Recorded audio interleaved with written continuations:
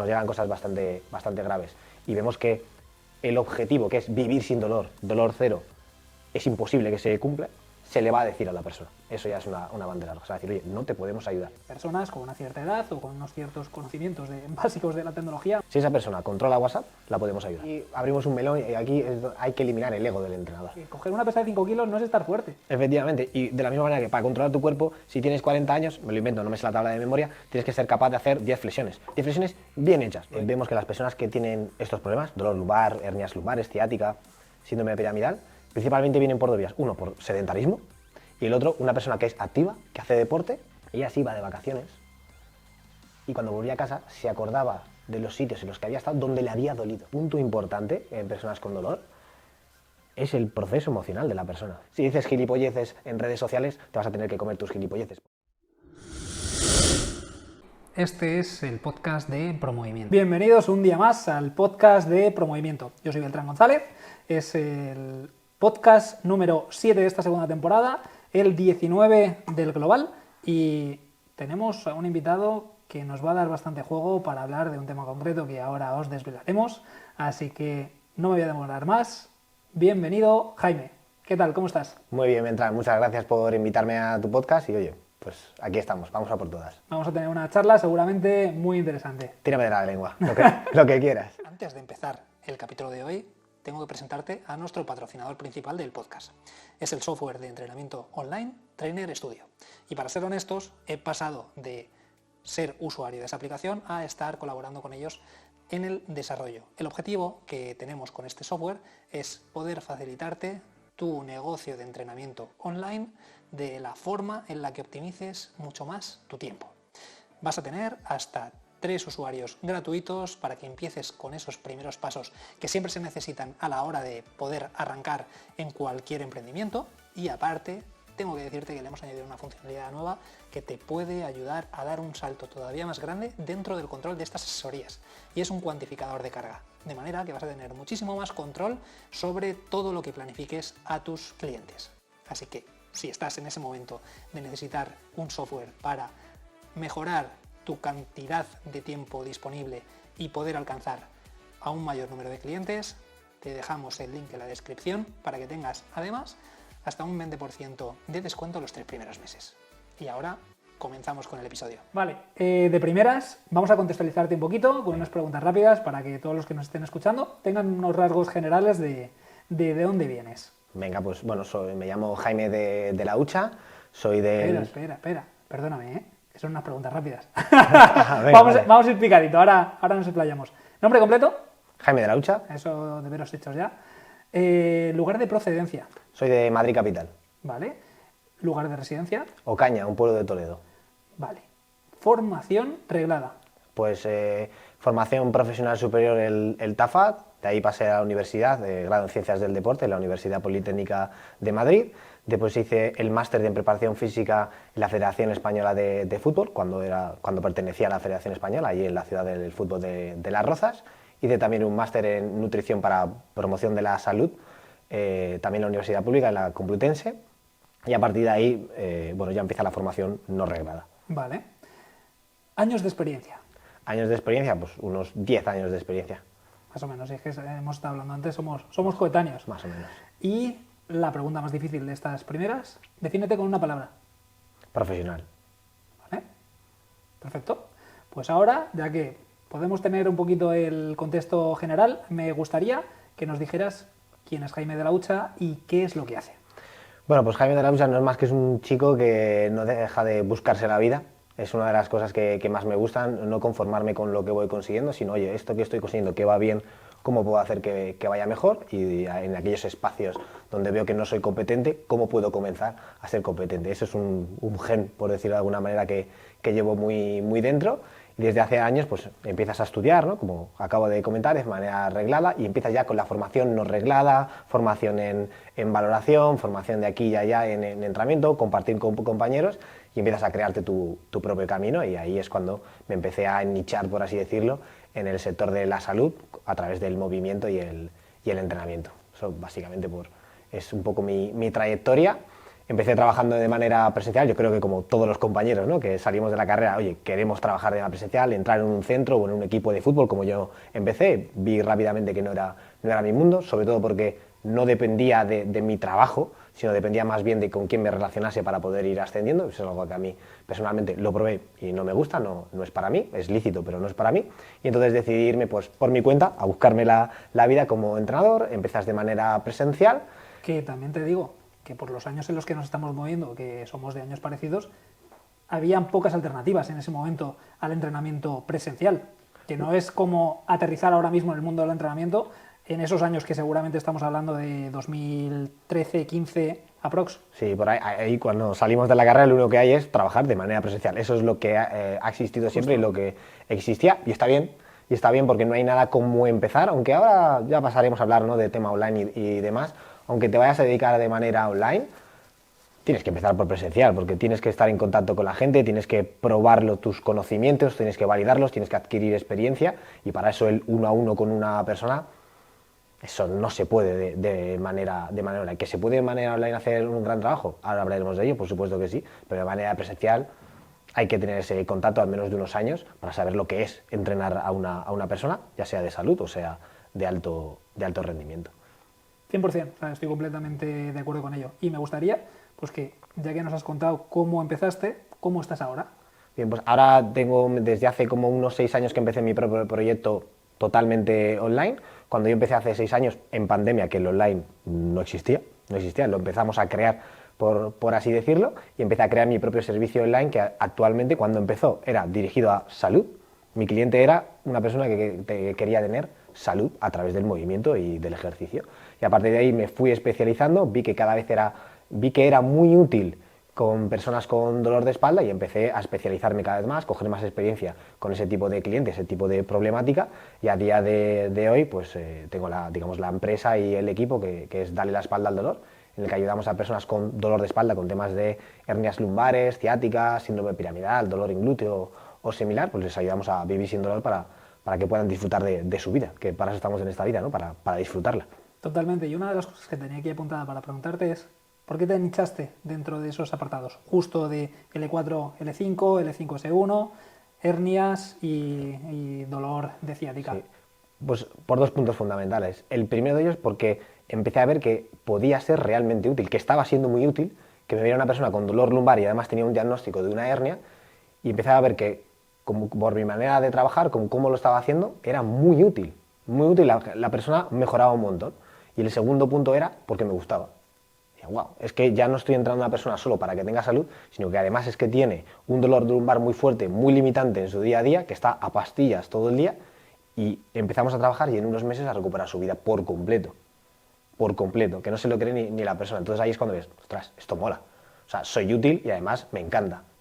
Pues el match perfecto, y a partir de ahí pues sigues, ¿no? Si lo estás haciendo bien, te viene más gente, empiezas a crear equipo y haces que tu sistema de trabajo, pues digamos que lo extiendes a más personas y a más compañeros, a más profesionales. Al final, cuanto más te cierras en algo, más fácil es controlarlo y más fácil es expandirlo un poquito. A modo de lo que es negocio, todas las estructuras que entiendo que te generas para ese avatar concreto de esa persona de dolor de espalda, es esa persona. Entonces lo tienes muy trabajado en cuanto a qué es lo que quieres valorar y cuáles son los primeros pasos, que ahora me gustaría que nos metiésemos un poquito ahí, que creo que también va a dar bastante juego este apartado. Cuando llega una persona y te pregunta, Jaime, ¿cómo podría empezar a trabajar contigo? Explícanos un poquito cómo procedes con ellos. Pero eso es lo primero que hacemos. En el momento que nos contacta, tenemos una conversación normalmente por WhatsApp, por mensaje, y inicialmente que la persona nos cuente, oye, concretamente qué es lo que te pasa, ponme un poco en contexto, porque si me dices me duele un pie, oye, nosotros no somos el profesional para tu pie,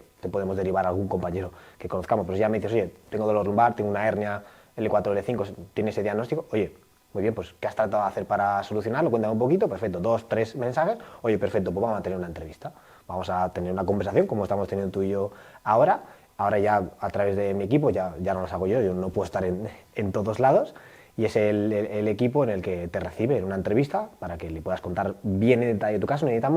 Cuando recibimos a una persona, necesitamos conocer 2 aspectos fundamentales. Uno, concretamente, qué es lo que le está pasando, cómo le está influyendo en su día a día, todo lo que ha tratado de hacer para tratar de de solucionarlo y qué es lo que quiere llegar a conseguir. Tenemos que conocerlo bien, en detalle. Y el segundo punto también, si esa persona es apta para nuestro programa, para nuestro servicio. Porque, ejemplo rápido, si una persona viene, yo lo que quiero es conseguir vivir sin dolor en una semana con 3 ejercicios mágicos que me des, a esa persona no la podemos ayudar, porque ese nivel de expectativas no se va a cumplir, no es realista y no podemos dar acceso a una persona a nuestro servicio con esas expectativas. No sería profesional.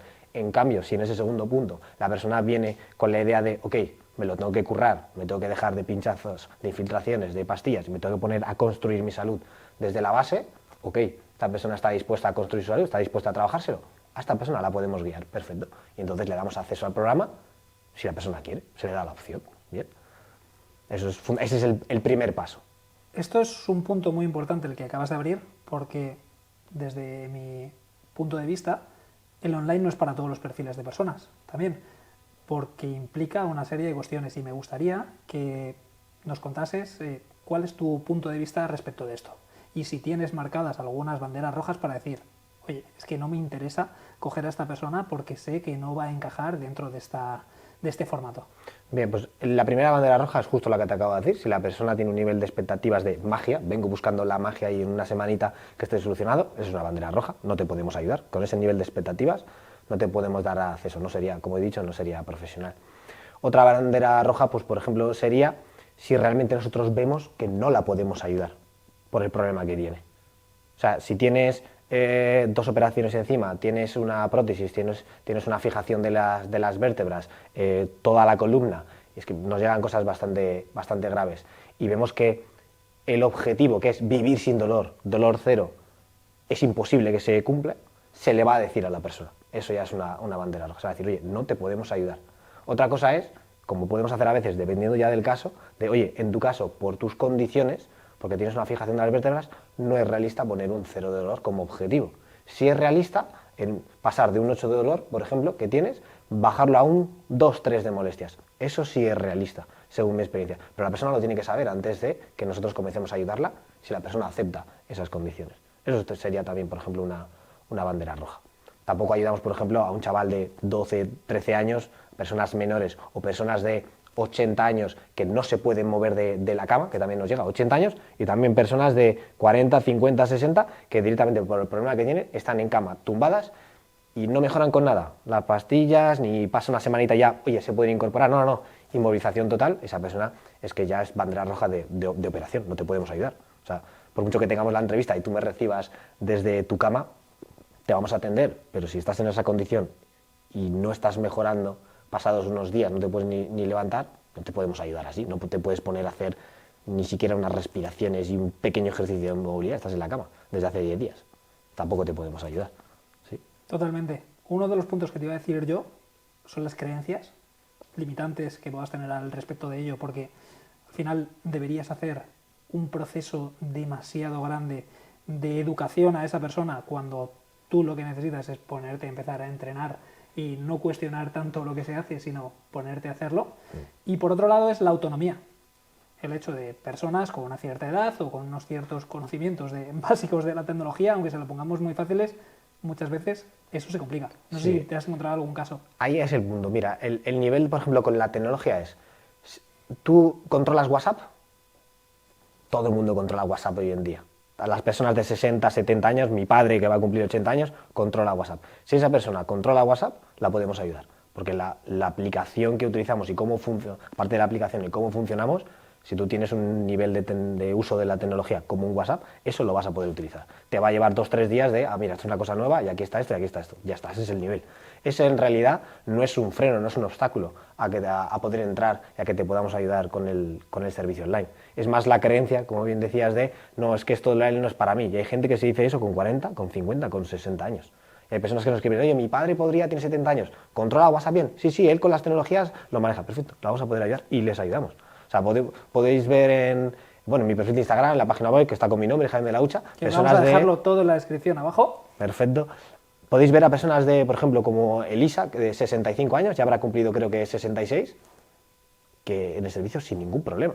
Le hicimos la valoración, ahora entraremos en eso, y con todo el uso de la tecnología y cómo llevamos el servicio, no tuvo ningún problema. ¿Y era una persona especialmente hábil con la tecnología? Para nada, una persona muy normal que, vale, sabe manejar el WhatsApp de hoy en día. Es que no se necesita más nivel con la tecnología. Pero al final, el entrenamiento online, el reto al final es ese, el tratar de no alejarte de perfiles que no sean tecnológicamente demasiado predispuestos a poder hacerlo. Y eso, pues tal como lo has dicho, parece que habéis superado esa barrera. Es que al final es un poco más la barrera que quizás mentalmente nos ponemos. No, es que esto de online no es para mí. Que luego cuando entras en un servicio online bien hecho, que dices, pues no es para tanto. Vale, aquí esto es así y esto es así. Ya está. Y nosotros te guiamos desde el principio. Y nos vamos anticipando a las principales preguntas que vas a tener, porque ya las conocemos. El cómo te vas a tener que grabar, por ejemplo, es otra pregunta. ¿Me voy a tener que grabar? ¿Cómo lo hago? Como cuando yo empecé el primer día. Al final, porque tú nunca has cogido el móvil, lo has alejado un poquito y le has dado a grabar. Pero el momento que estás haciendo el entrenamiento y dices, voy a grabarme 2 ejercicios, lo alejas un poquito, le das a grabar, te vas, haces el ejercicio, vuelves y lo paras y dices, pues ya está. Y además es un vídeo entre el entrenador y la persona, se ve, ya está. No se tiene nada más. Pero claro, como no lo has hecho nunca, dices, eso es de grabarme. Total, sí. Expectativas. Es esas expectativas que nos creamos de, esto de lo online. Luego cuando entras es muchísimo más sencillo de lo que pueda parecer.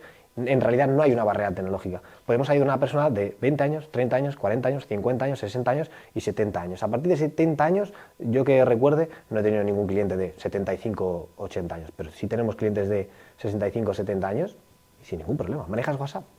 Pues puedes estar en un tipo de servicio online bien guiado sin ningún tipo de problema. Vale, ya tenemos esa primera parte, que es la entrevista que hacéis hablada con la persona. ¿Qué es el siguiente paso que lleváis a cabo? Bien, pues lo primero, para comenzar a trabajar juntos, son 3 pasos fundamentales. El primero de todos es, básicamente, que nos contrate, que realice el alta por la opción 1 o la opción 2 para comenzar a trabajar con nosotros. Empezar a trabajar con nosotros es un periodo mínimo o de 6 meses o de 9 meses más 3 de regalo, 12 meses. Tienes encima de la mesa para que la persona decida si empezamos a trabajar con 6 meses o con 12 meses de proceso. La persona elige, se realiza el alta, se realiza el pago por esa opción y pasamos al segundo paso, que establecemos el día y la hora para hacer la valoración inicial, que también la hacemos online. Ahora entraremos en detalle cómo lo hacemos, fijamos el día y la hora, y el tercer paso es que a la persona le explicamos cómo se tiene que preparar para esa valoración inicial. Esos son los 3 primeros pasos que damos cuando la persona nos pide ayuda y quiere que entrara a nuestro servicio, a nuestro programa, darle la espalda al dolor. Vale, y ahora que has mencionado el tema de la valoración, me gustaría que nos dijeras un poquito cuáles son los principales test que utilizáis y pues un poquito pues por qué esos y no otros. Bien, pues mira, lo primero, cuando ya hemos quedado con la persona, por romper también estas barreras del online, te explico, la hacemos a través de un Google Meet, se puede hacer a través de un Zoom, en el caso, una plataforma de videollamada. Necesitamos poder ver a la persona entera, tanto de pie como tumbada en el suelo del lado de la cámara, con lo cual normalmente le decimos a la persona, conéctate desde el móvil y que esté al 100% de batería. Así, porque ya hemos aprendido por la experiencia, hay gente que se conecta con un 20% de batería, ostras, que tengo que ir el cargador y no me llega. No, 100% de batería y conectamos ya con el entrenador principal que le hemos asignado, se conecta con la persona y ya colocamos el móvil a media altura y ya le vamos guiando test a test.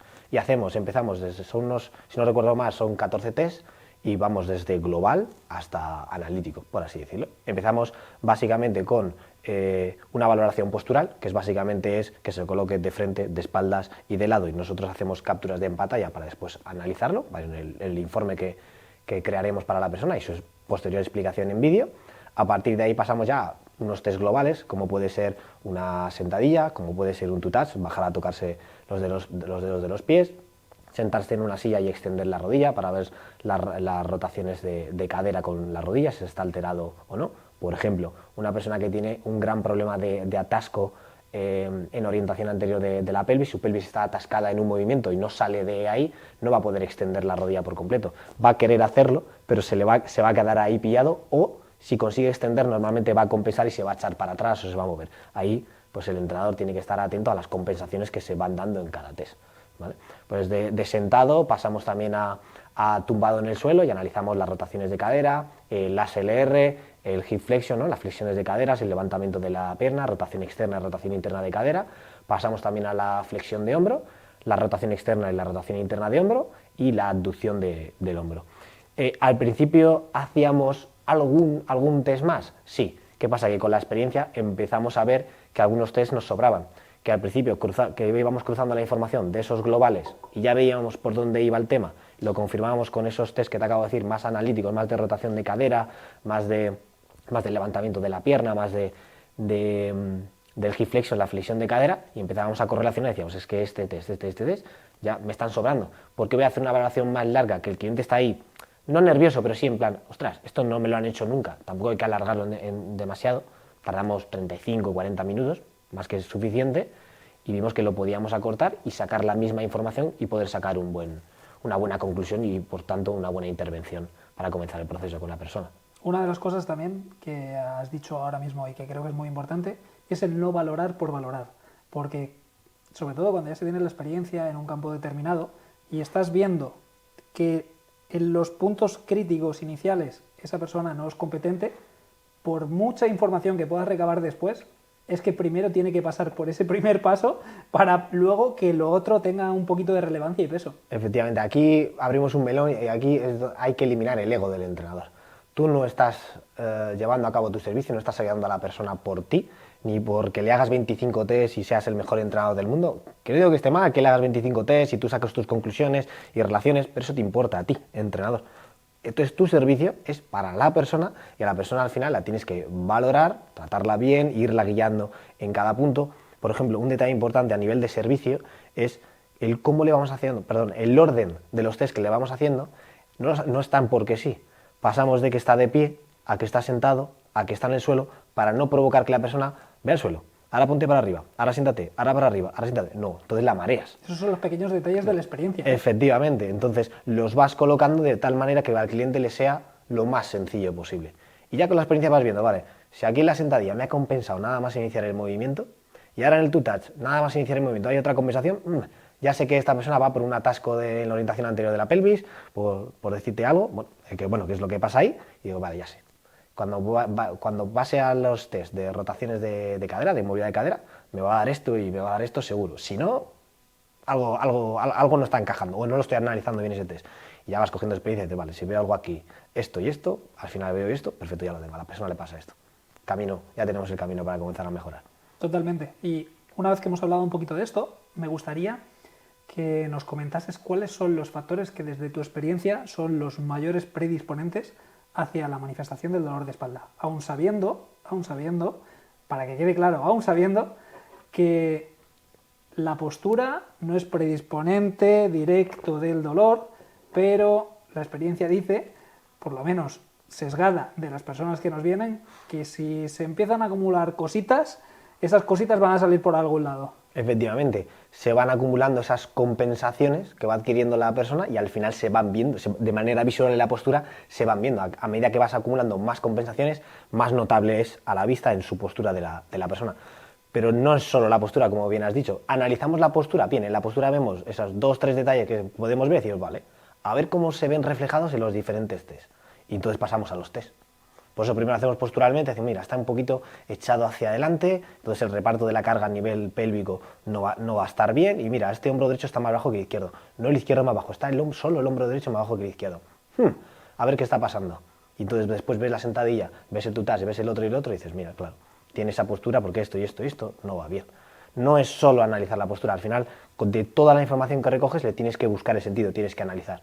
Relacionas, unes cabos de esto de postura, de este test, y al final cuando dices que la persona, y además te sale claro, si sabes lo que estás haciendo, obviamente, sabe que la persona es que tiene esto y esto. Con lo cual, la intervención a nivel de ejercicio y de movimiento es esta y esta. Para adelante. Tienes que saber ligar, el hacer bien la valoración, ligar con la intervención con movimiento y ejercicio. Si no, por mucho que seas de valoración, si no sabes ligarlo, ¿de qué te sirve que yo te diga que tienes esto y esto y te lo diga en un papel y te lo explique en un vídeo? No te va a servir de nada. Son los 3 puntos importantes. Desde tener un buen diagnóstico, que pueda ser a nivel de conocimiento de estructura, por si hubiese algo realmente a tener en cuenta y a considerar, hacer bien la valoración funcional para entender esos factores adicionales a la propia patología. O sea, es decir, nosotros muchas veces entrenamos en presencia de lesión, pero sobre los factores mecánicos que puedan estar alterados y que puedan condicionar a la manifestación o exacerbación de ese dolor o de esa molestia o patología o lo que sea en ese caso. Y luego, por último, está el entender esos 2 puntos anteriores y saber hacer bien el planteamiento de los ejercicios, que muchas veces se tiene alguno, pero no se tienen todos, entonces es donde surgen los problemas. Claro, ahí el punto que hay que distinguir y que las personas a las que ayudamos tienen que entender y se les explica, una cosa es lo que tú sientes, tu dolor, vamos a poner lumbar, otra cosa es tu diagnóstico, una hernia, te han diagnosticado una hernia en L4 o L5, y otra cosa es, con eso, qué es lo que lo está causando, cuáles son las causas. Y nosotros sabemos que hoy en día todas esas causas mecánicas, ¿vale?, son las que están provocando todos esos diagnósticos y lo que siente la persona. Con lo cual hay que ir a la causa, hay que ir al corazón, al núcleo de lo que hay que resolver, y que a medida que lo va resolviendo es cuando, ahí va, ya no tengo un diagnóstico de hernia, ahí va, sobre todo, que ya no tengo dolor. Porque la persona cuando ya empieza a mejorar, oye, que ya no tengo dolor, ya no se va a hacer una resonancia, ¿para qué? Si ya no tengo dolor, ya no me importa. Puede tener la hernia, pero... También, eso es otro melón. Pero la sintomatología puede erradicarse completamente. Claro, por eso. El diagnóstico completamente específico, inhabilitante de esas patologías está claro a nivel de pues, el diagnóstico diferencial que se puede hacer por simplemente la sintomatología que esa persona puede presentar, pero el dolor concreto en la zona no tiene por qué ir, que también puede ser una irritación facetaria, etcétera, pero no tiene por qué ser completamente derivado del estado de la estructura, porque sabemos perfectamente, sobre todo en cuadros largos de dolor, que se quedan muchas células senescentes que empiezan a generar inflamaciones que no vienen a cuenta relacionada con el estado o con la actividad, que eso te está alterando toda la propiocepción de la zona. Y a partir de ahí, ostras, el dolor, la resolución del dolor es algo mucho más complejo todavía. Efectivamente, por eso durante el proceso con el cliente hay dos frentes ahí. Justo los que acabas de mencionar están implícitos. Uno está el proceso más físico, tienes este problema mecánico que con la valoración inicial lo hemos detectado y a través del movimiento del ejercicio lo vamos a ir resolviendo, ese proceso físico. Después está el otro punto que es el que marca la diferencia y es el que hay que intervenir desde el primer día, es el proceso psicológico, emocional de la persona. La persona, y es muy normal, puede ir mejorando a nivel mecánico, cada vez tiene mejor movilidad, estamos arreglando la causa que le está provocando ese diagnóstico, ese dolor lumbar y esa hernia, pero no responde de manera igual y acorde, de manera progresiva, el factor emocional. Puedes seguir sintiendo el mismo nivel de dolor y estás mejorando físicamente. ¿Qué pasa? Que esto es un efecto compuesto.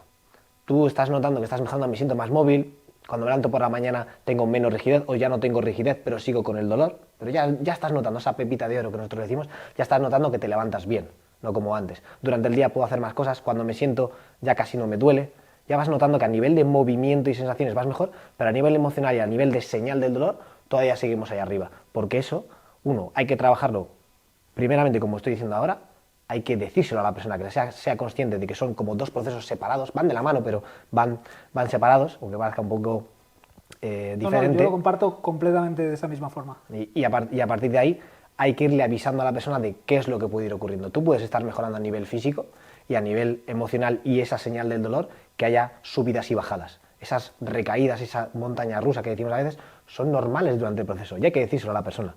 De hecho, esos puntos no dejan de, aunque son fastidiados de pasar y de sufrir para la persona, en realidad son señales de que estás en el proceso a solucionarlo. Porque es muy normal ese proceso.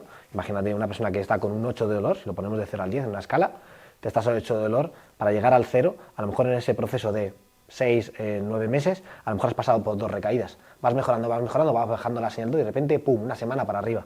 Pero la persona empieza a notar también que, oye, antes una recaída me duraban 3 semanas que no podía mover y la primera me duró una semana.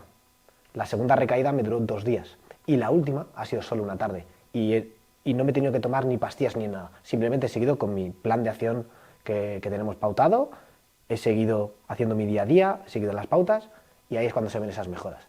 No correlaciona con el dolor porque eso es mucho más complejo a nivel del sistema nervioso y demás, sin embargo hay avance.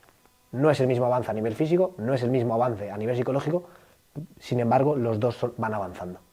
Totalmente. Es que por un lado va esa mejora funcional, esa mejora de valores de fuerza, de capacidad de movimiento, de acceder a cosas que no podían hacer, y por otro lado está el dolor. Y es que lo has explicado muy bien, porque esas dos curvas se tienen que ir entrelazando en el tiempo para llegar al punto de esa reducción de la sintomatología propia del dolor y la mejora de la funcionalidad. Y habitualmente ambas dos, si se le da la suficiente consistencia, suelen relacionarse de forma positiva. Sabemos que antes o después, por ese efecto compuesto de no dejar de sumar con tu plan de acción, día tras día, semana a semana, sabemos que antes o después se van a juntar al cero. Cero dolor, 100% de vida, y ahora es cuando ya hay que ser consciente que hayas cumplido la primera fase del proceso. Has conseguido vivir sin dolor, cero dolor. Ahora entramos en la segunda fase del proceso, que ahora hay que consolidarlo. Hay que consolidarlo para no volver hacia atrás. Y ahí es cuando el entrenamiento de fuerza cobra más importancia. ¿Está desde el primer día del entrenamiento de fuerza a partir de lo que hemos visto en la valoración inicial que necesitaba la persona? Sí.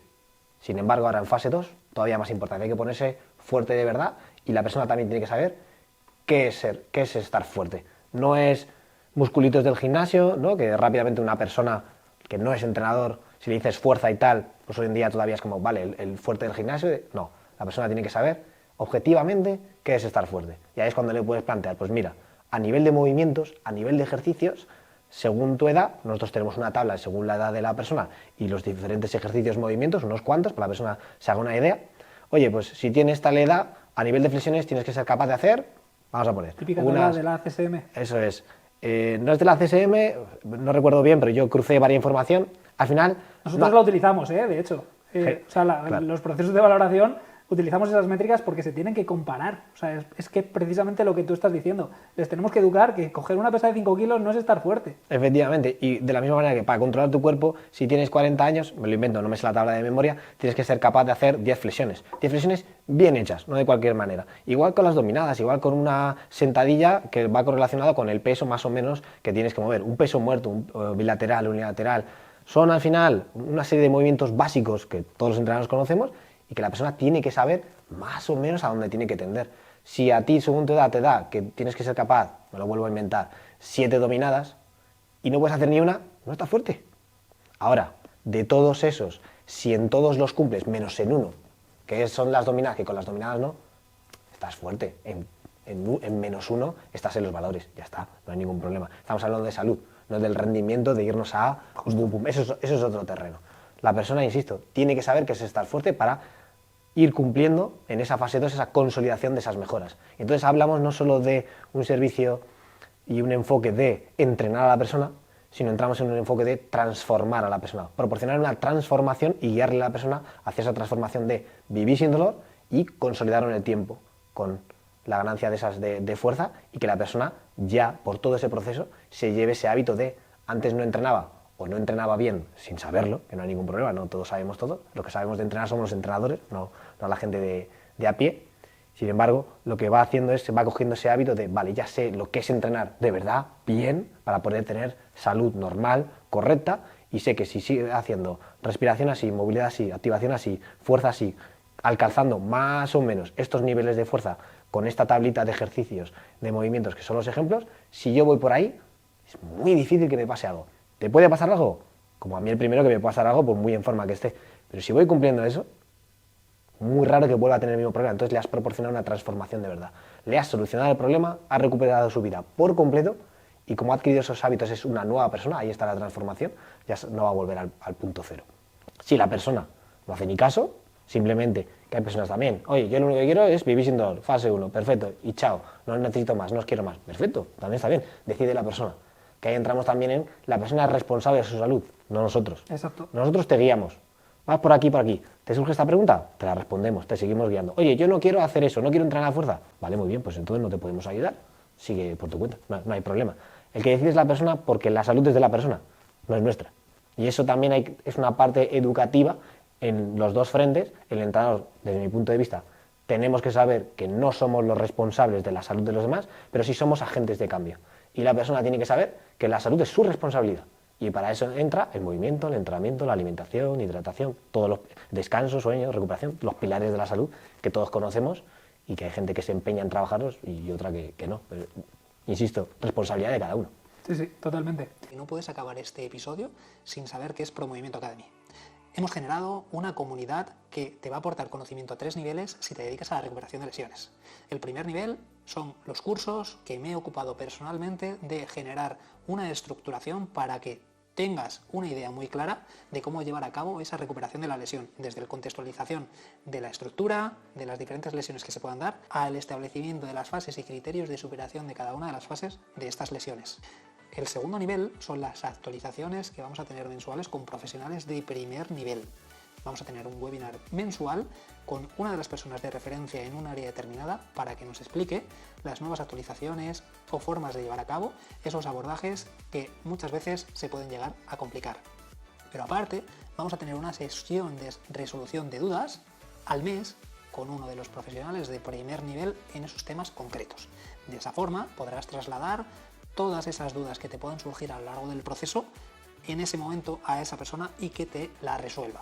Y por último, el tercer nivel es la comunidad de profesionales que estamos generando, en la que te vas a poder interrelacionar con todas las personas que estén ahí dentro, desde profesores hasta el resto de compañeros de profesión que están dentro de ella. De esta forma nos podremos ayudar los unos a los otros para intentar mejorar el desempeño que tenemos con cada uno de nuestras personas al cargo. Así que por una mínima cuota al mes, que tenemos en 50 euros, vas a poder acceder a todo ello que simplemente con cualquiera de las acciones de forma individual, perfectamente y de forma muy honesta, podría valer bastante más de lo que cuesta. Así que te dejo el link abajo para que le eches un vistazo si te interesa. Bueno, al inicio de un poquito este hilo último que hemos abierto, realmente la pregunta iba dirigida hacia esos factores mecánicos que tú has identificado seguramente a lo largo de todos estos años como los mayores predisponentes hacia este dolor lumbar. ¿Cuáles son los que tú tienes más o menos tipificados?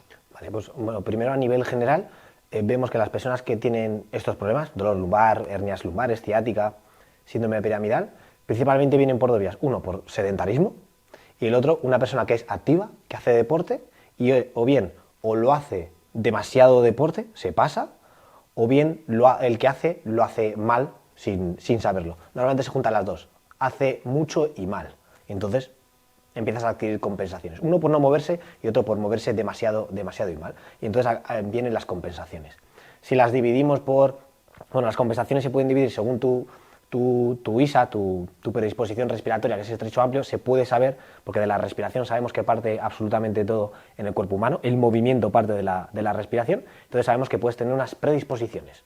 Tú, pues si tienes una predisposición de estrecho o de amplio, ya tienes una compensación que se dice que es primaria, que es la tuya, que no se dice que esté mal, es simplemente la tuya. El problema es que si estás en ese bloque de sedentarismo o persona muy activa, mal activa, vamos a llamarla, esa compensación primaria vas a ir adquiriendo otras compensaciones que te van a llevar a una compensación secundaria y si siguen sumando compensaciones, esos problemitas, vas a llegar a compensación terciaria. ¿Eso qué significa? Que la persona cada vez va sumando como capas de problemas y llega un momento que cada vez tiene problemas. Más rigidez, más dolor, más dolor, más dolor, más limitación, más, oye, ¿qué está pasando aquí? ¿No?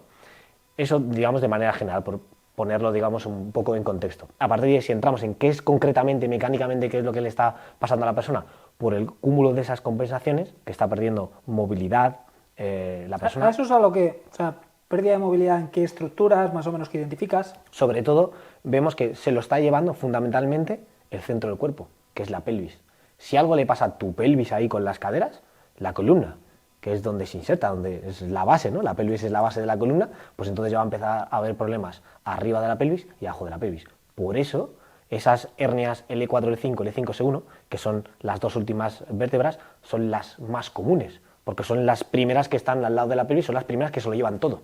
Son las que menos movimiento tienen y esas compensaciones son, insisto, son las que se lo está llevando todo. De la misma manera que si algo ahí con la pelvis en su posición y movimiento, si quieres ahora entraremos un poquito más en detalle en eso, en causas mecánicas, si algo ahí no va bien, también va a empezar a provocar problemas detrás, profundamente en los glúteos, de ahí esos pinzamientos, esas ciáticas, esos síndromes piramidales, y va a haber también problemas más hacia afuera, hacia las caderas. También hay gente que puede notar problemas hacia la ingle o por delante, esas corrientes y demás. Esos son los menos, pero también es porque algo ahí con la pelvis no va bien, pues afecta a todo alrededor y justo lo que está por encima y por abajo. Normalmente, ¿qué es lo que está pasando? Como somos asimétricos y tenemos una predisposición a que la pelvis derecha tenga un movimiento y la pelvis izquierda tenga otro, ¿sí? Pues normalmente lo que ocurre es que esto se va de más. El lado derecho empieza a perder más movilidad que el izquierdo y se empieza a mover. En vez de estar, digamos, neutra, para entendernos, neutra, pelvis izquierda con derecha nunca van a estar al mismo nivel, las asimetrías mínimas son normales. Cuando nos viene una persona, me ha dicho que tengo una asimetría de 0,2 milímetros y me han puesto plantillas y yo, pero vamos a ver, 0,2 milímetros, por Dios, si eso no es nada, no es nada. Ahora, ¿tienes una asimetría de 3 centímetros? Ok. ¿Tienes una asimetría de medio centímetro? Eso es normal. Eso también hay que decirlo a la persona y no encasquetarle las plantillas. Eso es otro melón que si queremos... Eso es otro melón. Eso es otro melón que si quieres entramos, no tengo absolutamente ningún problema.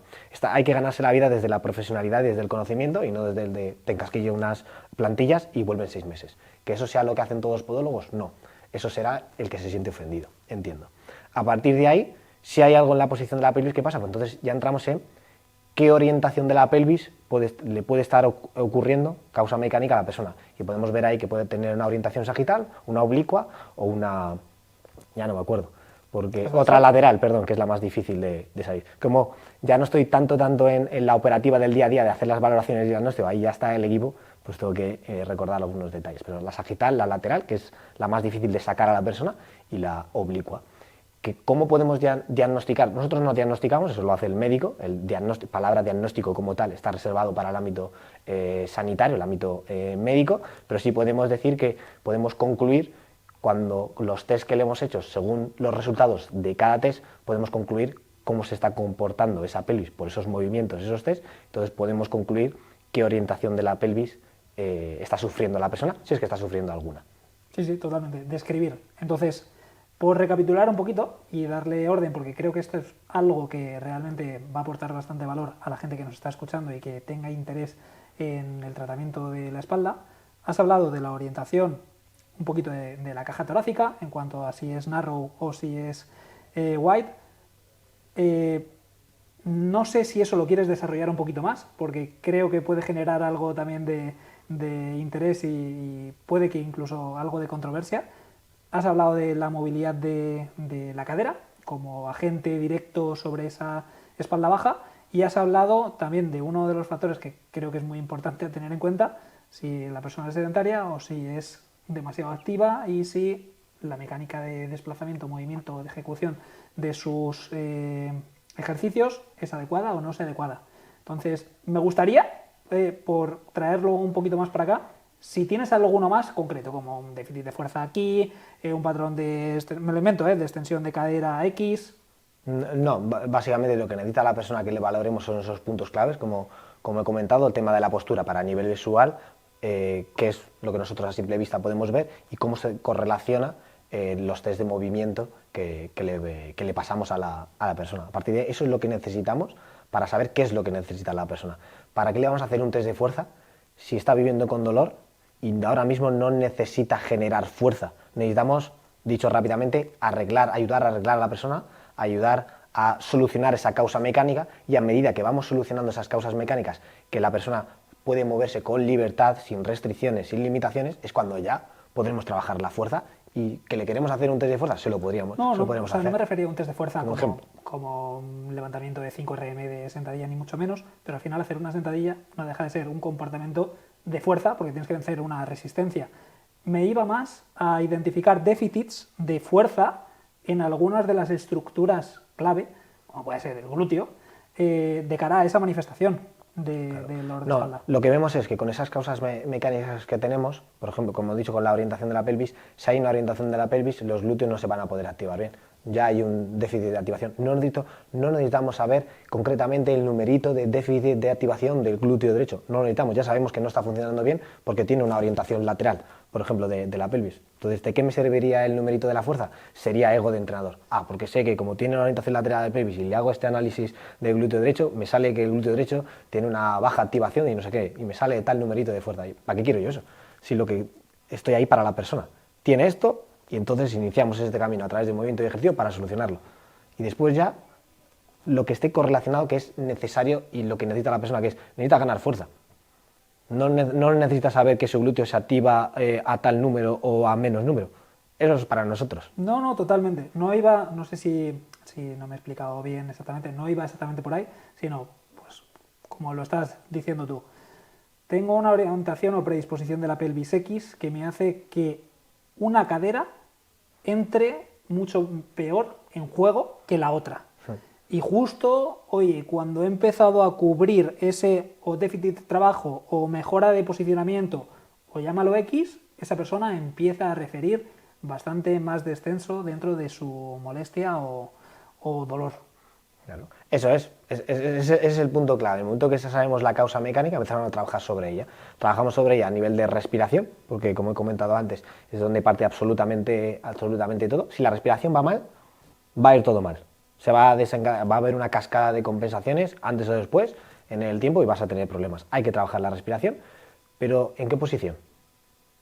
Porque dependiendo de cuáles sean las causas mecánicas que esté sufriendo la persona, va a necesitar respirar en una posición u otra para fomentar una cosa u otra a nivel de movilidad, por ejemplo. Después, la movilidad. Después, la activación de la musculatura que hemos visto que necesita. Porque está sufriendo una orientación del tipo la oblicua o la lateral, va a necesitar unas cosas a nivel derecho y en un orden de ejercicios que si está sufriendo una sagital va a necesitar el orden es inverso, por ejemplo, en los ejercicios de activación. Y después los ejercicios de fuerza que complementen y consolide a toda esta primera parte que venimos de la sesión, de respiración, movilidad y activación. Está todo en consonancia, está todo unido, ¿no? Que hay gente que a veces dice, no, vamos a trabajar la respiración, cuando la respiración vaya bien metemos movilidad.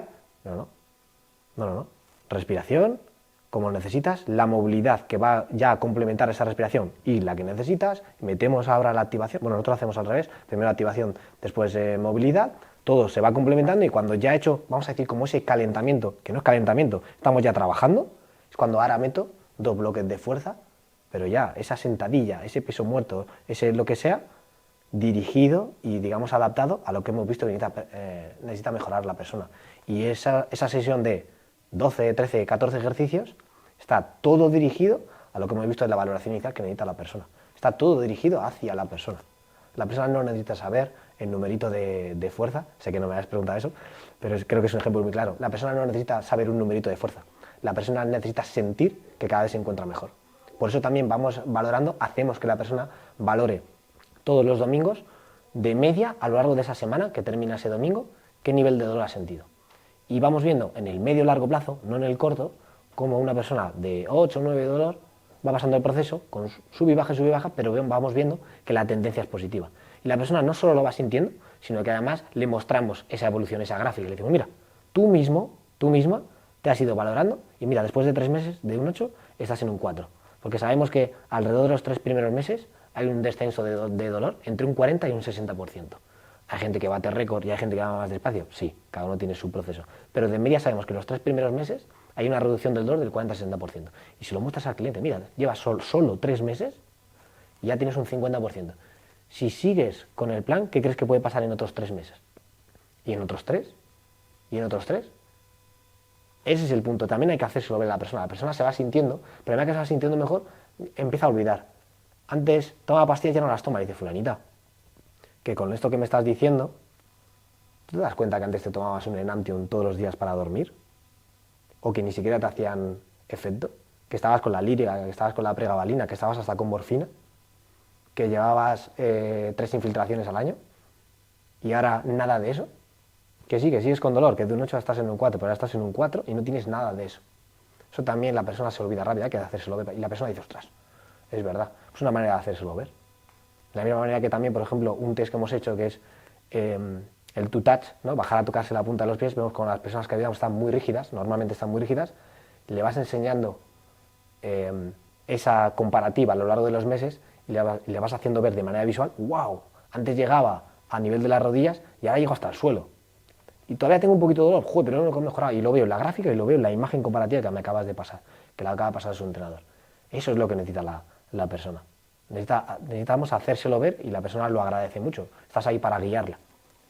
Totalmente. Y además es una de las cosas, creo que necesarias, para generar adherencia a ese programa y para que esa persona entienda que lo que está haciendo, bueno, no que entienda, sino que comprenda que lo que está haciendo es algo que su cuerpo lo está agradeciendo. Y muchas veces, como seguramente te haya pasado, como esa persona todavía durante ese proceso, que sabemos que está incompleto en el momento en el que está, todavía sigue manifestando algo de molestia o algo de dolor, piensa o le puede llegar ese momento anímico de bajón, de decir, es que no me voy a arreglar nunca. Y ahí creo que sacar ese dato de, oye, mira, es que antes estabas aquí y ahora estás aquí, y esto es un dato que me has proporcionado tú. Antes no podías hacer esto y ahora sí que puedes hacer esto. Además, como hemos hablado antes, te ha bajado el dolor no sé cuántos puntos y puedes hacer cosas que no podías hacer. estás evolucionando. Lo que pasa que lo has comentado justo al inicio, que esa persona que lo quiere inmediato no es para vosotros, y es el gran problema, exacto, y es el gran problema que nos solemos encontrar habitualmente en cuanto a la educación de esa persona respecto de lo que tiene. Por eso aquí el punto importante en personas con dolor es el proceso emocional de la persona. Eso es lo que marca la diferencia y es donde más hay que poner el foco en los primeros meses con la persona. Es el proceso emocional, estar cerca de ella y irle anticipando cosas que pueden llegar a ocurrir, como recaídas. Y hay otro punto muy importante que yo le llamo bloqueos mentales durante el proceso a vivir sin dolor.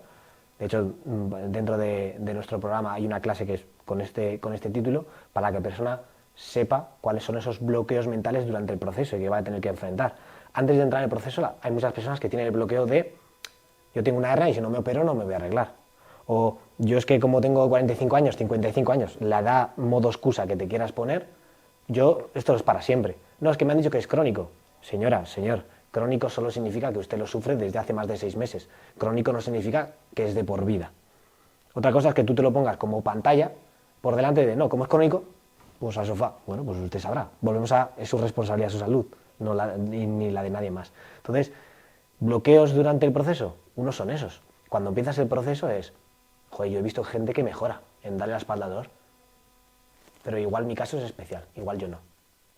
Hay gente que tiene ese bloqueo nada más y es lícito, es normal, porque se está enfrentando a un proceso que es desconocido. Nosotros lo conocemos, de principio a fin sabemos lo que va a ocurrir, en más o menos tiempo, pero sabemos por dónde va a pasar la persona, pero la persona no. La persona solo tiene referencias de personas a las que ha escuchado, que le hemos mostrado, los testimonios, ¿no? Los casos de éxito. Y cuando va avanzando y ya ha reducido el dolor alrededor de un 50%, la persona lo que siente es, ostras, esto funciona. Eso no es un bloqueo, pero le puede venir otro pero igual me quedo hasta aquí. Igual solo mejoro hasta aquí. Que es cuando viene también más adelante, vale, ya estoy en un 2-3 de molestias, que es el punto más difícil de vencer. Ese 2-3 de molestias, llevarlo hasta el 0, es el más difícil. Es más fácil bajar de 8 a 3 que de 3 a 0. Y eso hay que decírselo a la persona. Y decirle, cuando estés ahí, a lo mejor lo que te dices es que en tu caso te vas a quedar ahí, que nunca vas a llegar al 0. Eso es un bloqueo. Se lo tienes que anticipar a la persona para que cuando llegue la persona diga, vale, que ya me han avisado, me lo vuelven a decir, lo estamos comentando, comunicación, que es fundamental, y hay gente que está dispuesta a superarlo, y hay gente que se queda con su bloqueo. Hay gente que dice, bueno, yo ya con estos 2 ejercicios que he aprendido, pues ya sigo por mi cuenta, ya sí estoy bien. Es el bloqueo de la persona se conforma con vivir con molestias. A mí sin duda es el bloqueo que más pena me da por la persona. Una persona que empieza con un 8 de dolor, pasan tantos meses, 4, 5, 6 meses, los que sean, está en un 2 de dolor, y no, aquí me quedo, no, por favor. Si ya lo tienes, sigue. No tienes que hacer nada distinto, simplemente todo este proceso que llevas con este plan de acción pautado, tenemos que seguir con él. Y lo que necesitas el primer mes es una cosa, ya que en el mes 2 ha sido otra, ya que en el mes 3 ha sido otra. Pues no llegues al 6º, por ponerte uno, y te digas, no, ya, sigo con esto, ¿no? Porque en el 7º necesitas otra cosa y en el 8 otra. Nosotros te empujamos a mejorar. Pero eres tú el que tienes que avanzar, no te quedes con ese 2 de molestia, no te conformes. El bloqueo del conformismo. Son bloqueos durante el proceso que hay que tratar y son los puntos más importantes, los emocionales, con los que hay que ayudar y tratar con la persona, sin duda.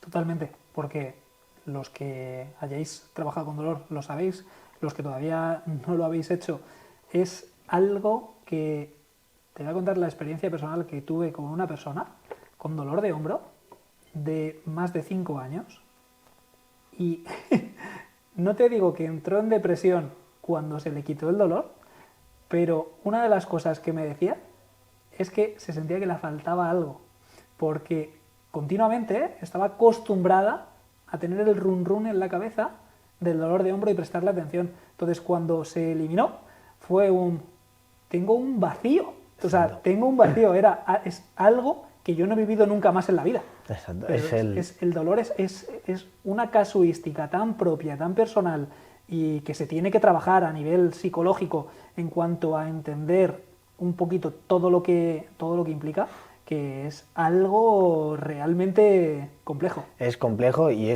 acabas de nombrar otro bloqueo, es el bloqueo del run run, que es de la hipervigilancia a los movimientos.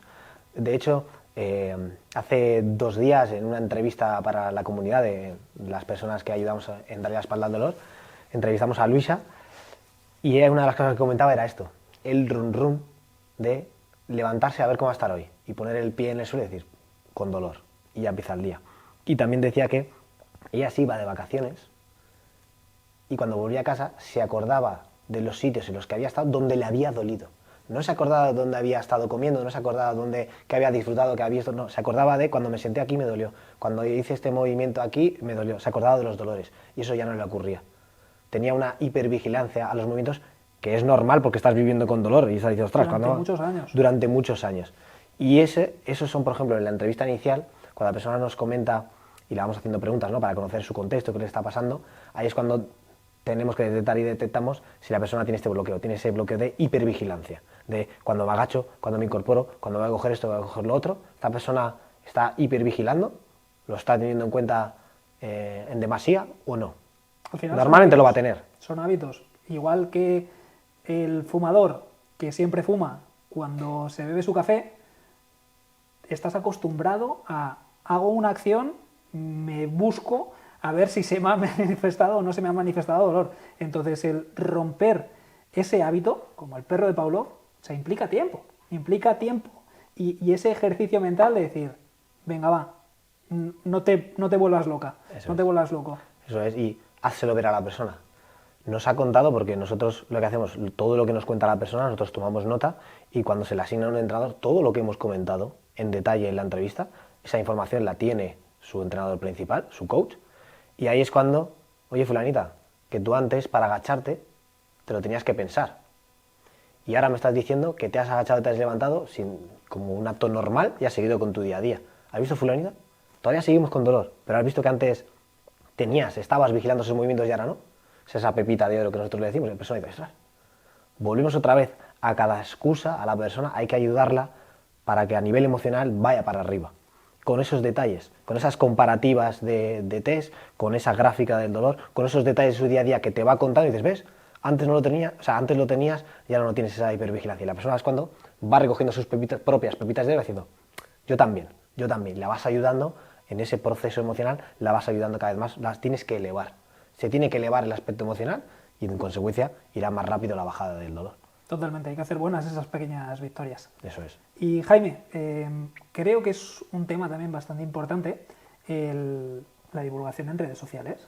Y te lo digo porque no sé qué opinión tienes tú, pero hay ciertos contenidos de diferentes profesionales que pueden estar haciendo un flaco favor hacia el manejo de estas series de dolor de espalda en concreto, por todo un pensamiento fragilizador. Entonces me gustaría que compartieses tu opinión sobre ello. Bueno, todo lo que no se vea profesional seguramente no lo sea. Si me preguntas cómo puede quizás identificar la persona si esa persona, ese equipo profesional, ese producto, lo que sea... No tanto hacia eso, sino hacia los mensajes que dan profesionales respecto de no hagas esto porque te va a doler la espalda. Sí, sí, el típico de como tienes una hernia, pues no hagas fuerza, no levantes pesas. Eso es meter miedo al movimiento. Creo que un mensaje más adecuado sería, usted tiene hernias, póngase en contacto, pida usted ayuda a quien usted considere para moverse y entrenar fuerza de una manera guiada para que vaya a favor de esa hernia que usted tiene para ayudar a solucionarla. La estás empoderando, la estás diciendo a la persona, ponga usted el foco en lo que usted puede controlar, que puede controlar pedir ayuda a un profesional, puede controlar moverse y entrenar de manera guiada y haciendo caso, dejándose guiar, obviamente, para ir mejorando. Eso es un mensaje más constructivo, construyamos entre todos y no mandemos mensajes de destrucción. A no ser que, y no tengo ningún problema, si dices ¿se pueden decir palabrotas? Bueno, si dices gilipolleces en redes sociales, te vas a tener que comer tus gilipolleces, porque si dices que una hernia es para siempre o que con una hernia no se puede entrenar fuerza, pues tú mismo. Pero vamos, ahí están los estudios, pero ya no los estudios, está la propia experiencia. Esa persona que te está diciendo eso al lado, porque si estás jugando el juego de las redes sociales, por así decirlo, júgalo entero. Tú dices, no hagas esto, ¿dónde están tus casos de éxito? Qué raro. Los mensajes más alarmistas de lo que yo veo, que veo poco, porque yo me dedico a construir y a crear contenido para ayudar y no estoy consumiendo mucho contenido, la verdad. Pero de lo poco que veo, si tú dices, mandas un mensaje destructor, yo voy al lado y no veo ningún testimonio, digo, bueno. Si tú lanzas un mensaje que a mí me puede parecer destructor, no positivo, y voy al lado y veo testimonios, no uno, veo varios, digo, pues igual hay algo que no sé. Beneficio de la duda, porque yo no lo sé todo. Pero al final, la persona final que es la que está sufriendo esa situación, ve a un profesional de un título X y ve que está diciendo, es que si haces esto te va a doler, o mira, esta persona que me ha llegado con este cuadro es que hace CrossFit. Te tiene que doler la espalda siempre si haces CrossFit. Y creo que tenemos la responsabilidad de tratar de hacer una concienciación crítica de cada una de estas cuestiones, porque perfiles como el tuyo, que tratáis de desmitificar todo esto, creo que es de vital importancia el hecho de manifestar hacia la comunidad el hecho de que no se ciñan a mensajes victimistas para que esa persona te renueve el bono para ir a la clínica una sesión más por semana, sino que, oye, tratemos de hacer a la gente autónoma. Ese es el punto. Para poder salir de su situación. Ese es el punto tal cual acabas de decir. Si te están lanzando un mensaje en el que te puede proporcionar, ese mensaje te va a ir proporcionando autonomía, pide ayuda con un profesional, déjate guiar, aprende a entrenar, aprende a moverte, eso te va a proporcionar autonomía y eso sí que la persona depende de ella.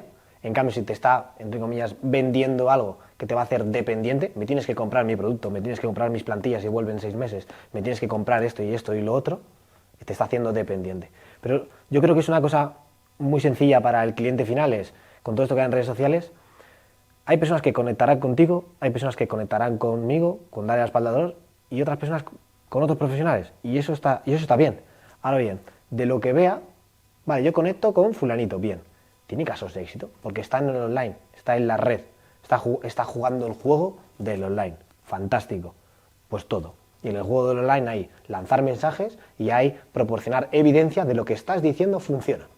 A mí me pueden decir, vende humos, estafador, todas estas cosas que me dicen, probablemente ni me entere, y me dan absolutamente igual si me entero, pero tú entras en Jaime de la Hucha, Instagram, YouTube, la página web, y todo lo que pone, al lado vas a ver un porrón de testimonios de personas a las que entrevistamos, a las que hemos ayudado, que son personas reales. ¿Que va a haber algún idiota que diga, eso lo has hecho con IA? Mire usted, con la IA a lo mejor haces uno, no sé cómo, no tengo ni idea, haces uno, pero 50 y pico, no. Con lo cual, cliente final, persona final, si conectas con fulanito, que tenga testimonios. Y si esos testimonios conectan contigo y esas personas han conseguido el objetivo final que usted quiere conseguir, ostras, ese es el sitio. No sé si al 100%, pero una alta probabilidad. Ahora, si usted ve un mensaje alarmista y usted conecta con esa persona y al lado no ve ningún testimonio ni nada, pues está jugando su propio juego de las redes sociales de ganar seguidores y notoriedad y no sé qué, que eso no lleva a ningún lado. Eso solo son numeritos en una cuenta que no llevan a ningún lado. No entiendo, quizás es otro juego, es el juego de online mal jugado. Creerse que por tener más likes y más me gustas, más no sé qué, eres mejor. Para nada, no tiene absolutamente nada que ver. Tengo compañeros grandísimos profesionales que proporcionan grandísimos resultados y no tienen cuentas con grandes números. Pero eso es igual, eso da igual, porque sus negocios, sus proyectos, sus servicios están centrados en la persona, en ayudarla. Entonces sí que vas a ver testimonios. No vas a ver 1 millón de seguidores, pero sí vas a ver testimonios. Y entonces ahí hay valor. Eso es diferente. Para ir concluyendo, Jaime, que al final ya llevamos un ratito y hay que ir cerrando este episodio, me gustaría que como medio de aportar valor a la comunidad nos pudieses compartir un error que hayas cometido a lo largo de todo tu proceso de experiencia que le pueda servir a estas personas que se están enfrentando ante esa situación y simplemente a modo de mentor les puedas hablar de ese camino que tú pasaste y que ahora haces de forma diferente. Pero antes de nada, tú que nos estás escuchando, que te está gustando la entrevista, que todavía no nos sigues, dale like, suscríbete, que a nosotros nos vas a ayudar muchísimo a crecer y a poder seguirte trayendo a invitados como Jaime, que te está aportando bastante valor sobre este tema de la espalda. Cuando me haces esta pregunta, ¿te refieres a, digamos, a las personas a las que ayudamos o a otros compañeros? En general. Te respondo por las dos vías, lo tengo claro. Por la vía del cliente, qué error puede haber cometido o qué es lo que me dice la experiencia o qué le diría a esa persona. El principal error es no pedir ayuda. Pensar que lo sabes todo y yo por mi cuenta cojo unos ejercicios tal y no sé qué y ya voy para adelante. No pedir ayuda es lo que más te penaliza. Eso a nivel, digamos, cliente final, por así decirlo. Un error quizás que he cometido yo, que me preguntas ahora, pues es el que me viene, seguramente hayan sido muchos más, El principal error y también principal virtud, una vez lo convertí en ese error en virtud, es formar equipo lo antes posible y formarlo bien. En darle la espalda al dolor ayudamos ahora a un nivel muchísimo más grande, muchísimo mejor, y el servicio es increíblemente mejor ahora que hace unos años cuando estaba yo solo. Ahora, desde el momento en el que empecé a delegar, a crear equipo, un gran equipo de verdad, no personas que trabajan para ti, sino un equipo de verdad como son David, Santi, Kevin, Verónica, Alfonso, Sandra, Fulmin Agency con Gaby a la cabeza, Adbus. Entre todos formamos un equipo que hace que esto vaya como un cohete, y ha sido la clave, fue pedir ayuda a otra gente también. Igual que el cliente final, creo que un error es no pedir ayuda. Nosotros como emprendedores o personas, ¿no? Pues los de emprendedores, no sé, siempre está como muy en moda, ¿no? Ser emprendedor, buscarse la vida. Para mí es buscarse la vida e tratar de ir a mejor, es pedir ayuda a los demás y formar un gran equipo. Y es que eso te va a ir muchísimo mejor a nivel profesional y personal si vas por la vía de pedir ayuda y crear equipo, que si vas tú solo, por reducirlo de alguna manera, vas tú solo con tu propio ego y no, yo hago 25 test, y hago el no sé qué, y hago el no sé cuántos, y tengo estos numeritos aquí, y digo, ya, pero la persona está mejorando. No, pues entonces deja tu ego fuera. Esa típica frase, ¿no?, de la sala de entrenamiento, deja tu ego fuera de la sala de pesas, deja tu ego fuera de la sala de tu despacho, de tu ordenador. Tú estás para las personas, no estás para ti mismo. En el momento que eliminamos el ego, que creo que puede ser otro gran error, quedarte con tu propio ego de entrenador, por decirlo de alguna manera, no avanzas. Totalmente. Y mira, ya por cerrar, otra de las recomendaciones que me gustaría que nos dieses es un libro que te haya ayudado a cambiar la perspectiva de algo. No tiene por qué ser técnico de espalda ni mucho menos, sino un libro que puedas recomendarnos. A mí el libro que más me ha ayudado a hacer un clic mental el primero fue como no estoy loco, pensamientos, ideas que tengo yo en la cabeza de cómo hacer las cosas, cómo ir a mejor, tanto personal como profesionalmente. Para mí fue el libro del MBA del entrenador de Evaristo Molina. Sí, sin duda fue el libro de no estoy loco, y a partir de ahí yo pedí ayuda. Y yo tengo mis propios mentores desde hace 5 años, o más ya, 6 años, y ha sido de las mejores decisiones que he tomado en mi vida, de los grandes aprendizajes. Pide ayuda.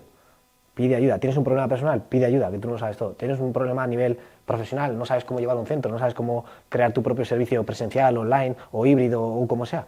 Pide ayuda. Pide ayuda. Es de las cosas más difíciles, no sé por qué, el ser humano le es muy difícil pedir ayuda, y yo creo que es de las grandes palancas que podemos activar. Pide ayuda. Y para mí ese libro, el MBA del entrenador de Evaristo Molina, fue un punto de inflexión, por así decirlo. Bueno, Jaime, hemos pasado una charla muy enriquecedora, que espero que haya aportado un inmenso valor a todos los que nos están escuchando, y simplemente que quiero agradecerte el que te hayas desplazado para acá a compartir tu historia con nosotros, y hasta la próxima, hasta ¿no? la próxima. Hasta que habrá una segunda dentro de un tiempo. Esperemos que sí. Muchísimas gracias.